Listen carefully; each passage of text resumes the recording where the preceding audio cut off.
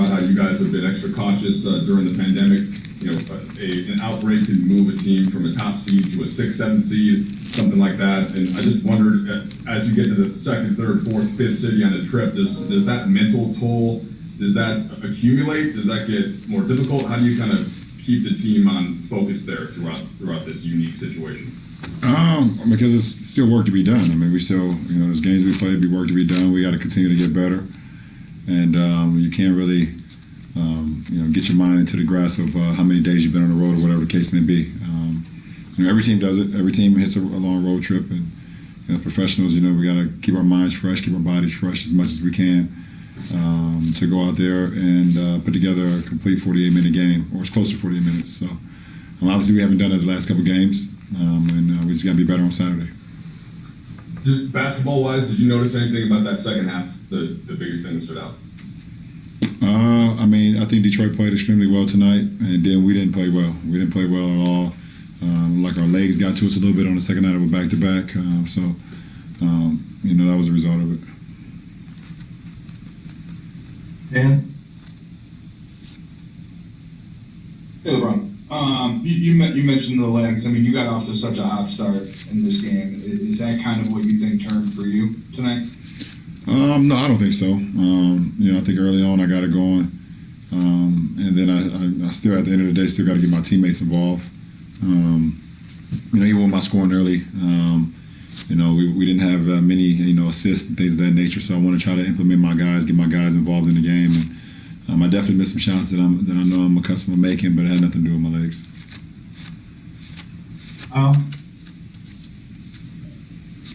Frank has talked a couple times about the depth of this team and how tricky it is to kind of find minutes for everybody who deserves them, and how it can kind of force some maybe non-conventional lineups. How much do you feel that? How much do you feel that you personally are still adjusting to some of the different groups out there, and where would you kind of like to be soon in that development?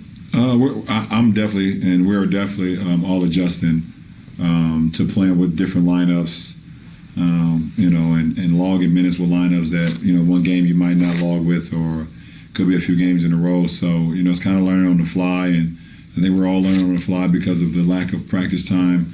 With this season, it's very difficult to kind of, get those practice minutes on the floor and know what works and what does not work. Just very strange with that. A lot of our games are also just like, big practices for us too. We have to learn on the fly, and coach is still learning different lineups and seeing what combinations work, what combinations don't work. And myself, I'm out there playing with certain lineups I don't play with, certain lineups I do play with. So I log a lot of minutes with, guys that, may not have logged with, in a couple games. But like I said, it's all a learning experience, and all of us trying to figure it out. Ron, how do you get comfortable and stay patient with that challenge or that circumstance of needing the games to be the practices because the reality of the schedule doesn't allow for actual practices? I'll let you know. I'll let you know. Dan, I think you have a follow-up. Yeah, LeBron, you guys have Boston on Saturday, and that's kind of one of those rivalries in sports that transcends even the country. I guess, what's it like to be a part of something so big like Lakers Celtics? It's pretty cool. Just knowing the history, Lakers Celtics across, throughout the course of, this league, and what it means to this league, the history of this league. And just seeing some of the biggest games, some of the biggest rivalries, some of the best players that ever played this game to be a part of this rivalry was a pretty cool thing, just learning the history. It's not like I didn't personally grow up watching them. Obviously I was, a little bit too young in the 80s. And then they had, rekindled a little bit in the late 2000s when, Kobe and them guys were going against KG and those guys. But, it's pretty cool. And right now it's different. Without the Boston fans and without the Laker faithful, it's not the same. It won't feel the same on Saturday.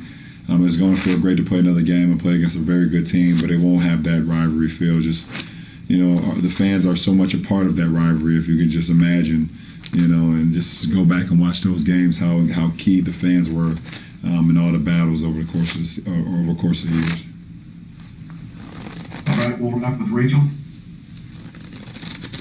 Ron, when is it in the cycle of games and off days and stuff and a road trip that you feel the most tired? Because we talked a lot about how short the off season was, how much energy it was going to take, and you get to the beginning of the season and there's kind of a burst of we're starting. But you're on a long road trip like this. When is it that you feel it? Is it right after games? Is it on the off days? I don't get tired. I don't feel tired. I get my sleep, I get my rest, but I have a lot of energy. I don't get tired, and I don't even. My mindset never gets to a point where it's like, okay, this is a long road trip. I'm exhausted or I'm tired. I don't even think about that.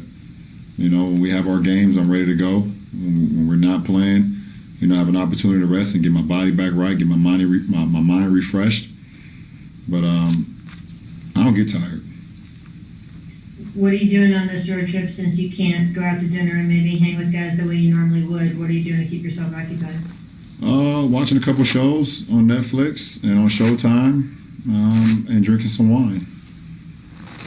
It's perfect.